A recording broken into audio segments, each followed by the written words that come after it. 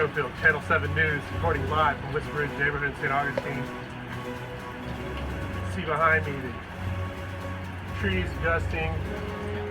Having trouble keeping my balance here. I'm estimating wind speeds of 130 to 140 miles per hour, sustained. Seeing serious flooding, localized flooding. These most likely water from the St. Johns River that's flowing all the way here. Let's pan this way. These limbs here were blown, sheared off perfectly. Palm fronds gone. I estimate this whole neighborhood's going to be gone in the next hour. I'm going to sign off.